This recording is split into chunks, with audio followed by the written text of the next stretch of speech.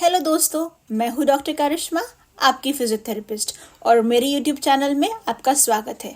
आज हम बात करने वाले हैं एक ऐसे टॉपिक के बारे में जिससे हमें सभी को कन्फ्यूजन रहती है।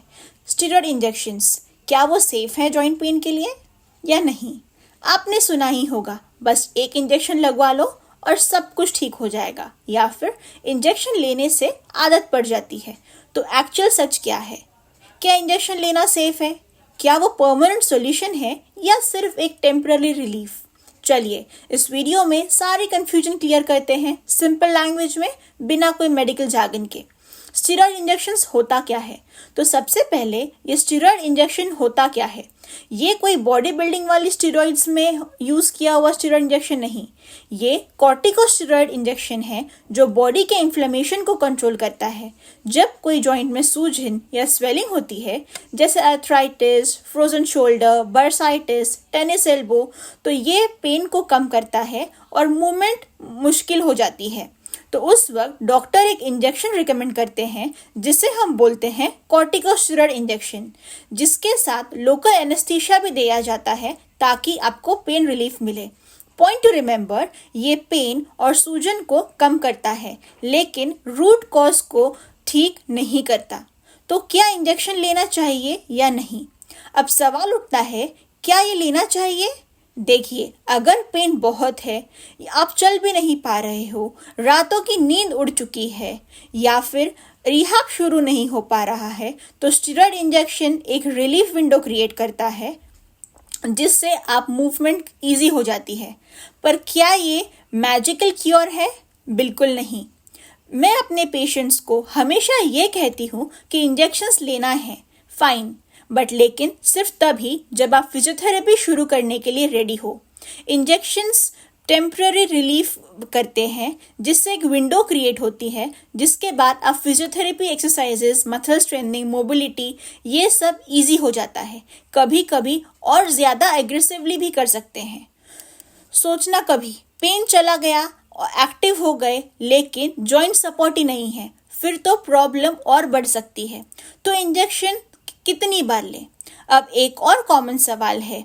डॉक्टर्स यूजुअली रिकमेंड करते हैं कि एक जॉइंट में साल भर में 2 या 3 इंजेक्शन से ज़्यादा नहीं दे सकते, क्योंकि अगर ज़्यादा बार लिया जाए तो ये कार्टिलेज डैमेज हो सकता है, जॉइंट वीक हो सकता है और लॉन्ग टर्म में तो डीजनरेशन भी बढ़ सकता है। तो जब कोई कहता है कि मैं साल में 2-3 बार में इंजेक्शंस लेता हूँ, तो समझ जाइए ये कोई एक सॉल्यूशन नहीं है, ये एक टेम्पररी पैचवर्क है। इसके क्या साइड इफेक्ट्स हो सकते हैं? हर ट्रीटमेंट के कोई ना कोई प्रोज एंड कॉन्स ज़रूर ही हैं, राइट? स्टेरॉयड इन्फेक्शंस के भी कुछ साइड इफेक्ट्स हो सकते हैं, एस्पेशली अगर गलत तरीके से बार बार लिया जाए। लोकल स्किन थिनिंग या पिगमेंटेशन, जॉइंट इन्फेक्शन, डायबिटिक्स के लिए ब्लड शुगर टेम्पररीली स्पाइक हो सकती है, रिपीटेड यूज से कार्टिलेज पे इम्पैक्ट पड़ सकता है। सो ये एक चीज़ मेजर डिसीजन होना चाहिए, ब्लाइंडली लेना गलत है। तो अब सवाल आता है, परमानेंट रिलीफ कैसे मिले? फिजियोथेरेपी से। स्टेरॉयड इंजेक्शन एक शॉर्ट ब्रेक देता है पेन से। इस ड्यूरेशन में अगर आप स्ट्रेंथनिंग, स्ट्रेचिंग, पोस्चर करेक्शन और जॉइंट मैकेनिक्स पर काम करते हो तो आपका पेन इम्प्रूव हो सकता है।